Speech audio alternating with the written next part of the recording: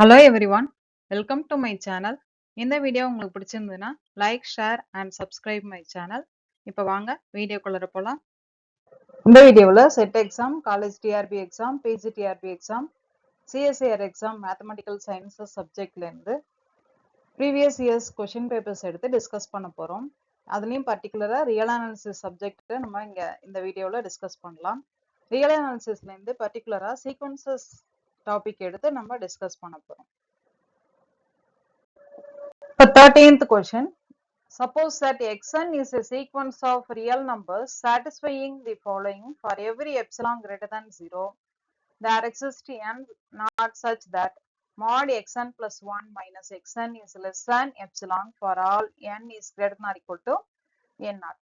Then the sequence xn is option A bounded but not necessarily Cauchy. Option B Cauchy but not necessarily bounded. Option C convergent. Option D not necessarily bounded. இந்த கொஸ்டின்ல பாத்தீங்கன்னா xn plus 1 minus xn is less than epsilon for all n is greater than or equal to n naught என்ற கண்டிஷனுக்கு இந்த 4 option கொடுத்திருக்காங்க இல்லையா. இது வந்து டிசம்பர் 2018ல சிஎஸ்சிஆர்ல கேட்டிருக்காங்க. இந்த கொஸ்டினுக்கு ஆன்சர் நீங்க கெஸ் பண்ணியிருந்துக்கலாம். ஆன்சர் பாத்தீங்கன்னா நாட் நெசசரிலி பவுண்டட்ன்றது தான் கரெக்ட் ஆன்சர். இந்த ஆன்சர் எப்படி வந்ததுன்றதை இப்ப டீட்டெயிலா பார்க்கலாம். இப்போ ஒரு சீக்வன்ஸ் நம்ம எக்ஸாம்பிள் எடுத்துக்கலாம். xn is equal to summation 1 by n. அப்ப xn plus 1 minus xn is less than என்னன்னு சொல்லிருக்காங்க, நம்மளுக்கு எப்சிலாங் வர்ற மாதிரின்னு சொல்லிருக்காங்க. அப்ப இந்த இதெல்லாம் நம்ம செக் பண்ணி பார்க்கலாம். summation 1 by n plus 1 minus summation 1 by n is less than epsilon வரணும்.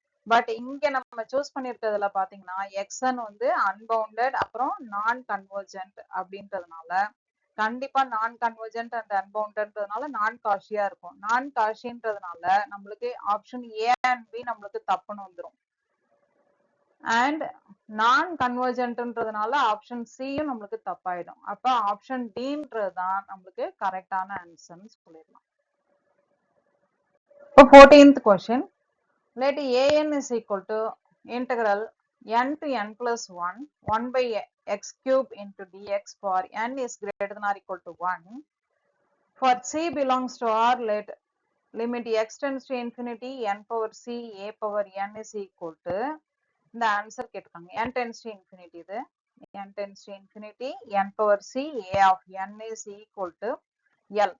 இப்ப இந்த லிமிட் வேல்யூ L வந்து எந்த கேஸ்ல வரும் ஆன்சர் வரும்ன்றது தான் கொஸ்டின்ல கேட்டிருக்காங்க. இந்த கொஸ்டின் டிசம்பர் 2018ல கேட்டிருக்காங்க. Option A L is equal to 0 if C is greater than 3. Option B C equal to 3 இருக்கும்போது L is equal to 1. Option C L is equal to 2 if C is equal to 3. Option D if C lies between 0 and 1 இருக்கும்போது L value இன்ஃபினிட்டின்றது தான். இந்த answer, இந்த கொஸ்டினுக்கு answer வந்து இத்தனை நேரம் நீங்க கெஸ் பண்ணியிருந்துக்கலாம். ஆன்சர் பாத்தீங்கன்னா option B L is equal to 1 if C is equal to 3ன்றது தான் கரெக்டான ஆன்சர். இப்ப கொடுத்திருக்கிற வேல்யூ நம்ம சிம்பிளிஃபை பண்ணிக்கலாம். a of n, a of nன்றது என்னன்னு சொல்லிருக்காங்க, interval n to n plus 1 1 by x cube into dx. இது x power minus 3 into dxன்ற மாதிரி அர்த்தம். இன்டகிரேட் பண்ணும்போது x power minus 3 plus 1 divided by minus 3 plus 1. அதுதான் எப்படி எழுதியிருக்கோம், x power minus 2 divided by minus 2 whole இந்த value n to n plus 1. அப்ப upper limit substitute பண்ணலாம். n plus 1 minus 2, இந்த minus 1 by 2 வெளியில எடுக்கும்போது உள்ள வந்து n plus 1 power minus 2 minus n power minus 2. இந்த power minus 2ன்றதை கீழே எழுதிக்கலாம். 1 by n plus 1 whole square minus 1 by n square. LCM எடுத்து போடும்போது மேல வந்து n square minus 1 n square minus n plus 1 whole square divided by n square into n plus 1 whole square. இப்ப இதுல n plus 1 whole square நம்ம expand பண்ணும்போது a plus b whole square formula போடும்போது இந்த n square கேன்சல் ஆயிடும். மீதி எந்த term மட்டும் வரும்னாக்க an is equal to 1 by 2 into 2n plus 1 divided by n square into n plus 1 whole square. இந்த இதுல இருந்து சிம்பிளிஃபை பண்ணும்போது இந்த ஆன்சர் கிடைச்சிச்சு. இப்ப a of n கிடைச்சிச்சு அப்படின்னா a of n ல நம்ம என்ன பண்ணணும், n tends to infinity போடணும். n tends to infinity n power c நீங்க மல்டிப்ளை பண்ணணும்.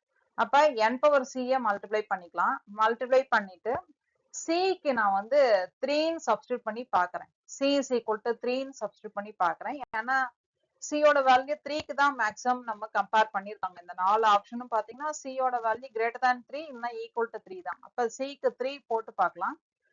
n பவர் c க்கு n பவர் 3 போட்டிங்கன்னா கேன்சல் பண்ணும்போது n tends to infinity போடும்போது இந்த ஆன்சர்ல பவர்ல மேல எப்படி இருக்கும் அப்படின்னா limit n tends to infinity 2n plus 1 into n divided by 2n plus 1 whole square ன்னு வரும். is equal to limit n tends to infinity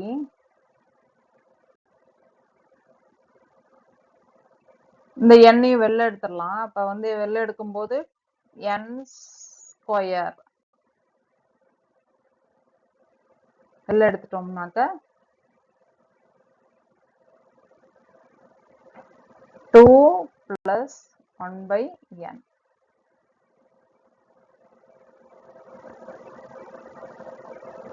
divided by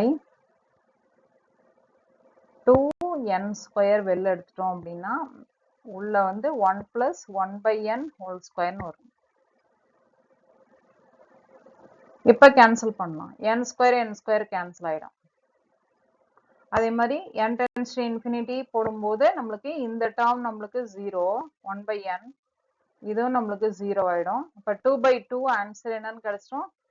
2 by 2 ஓட ஆன்சர் is equal to 1ன்றது தான் answer. So L is equal to 1 if C is equal to 3ன்றது தான் correct answer. இதெல்லாம் தான் என்னோட reference books. CSIR NET Mathematical Science question papers from 2014 to 2019 ல இருந்து பர்டிகுலரா real analysis சப்ஜெக்ட்ல இருந்து இருக்கிற क्वेश्चंस தான் இப்ப டிஸ்கஸ் பண்றோம்.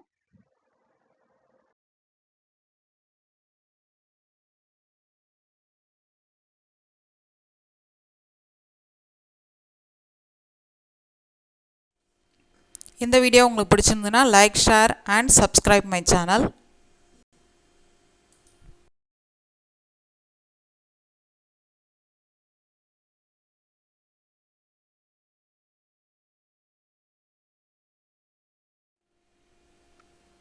நன்றி. தேங்க்யூ ஃபார் வாட்சிங். நன்றி. தேங்க்யூ ஃபார் வாட்சிங்.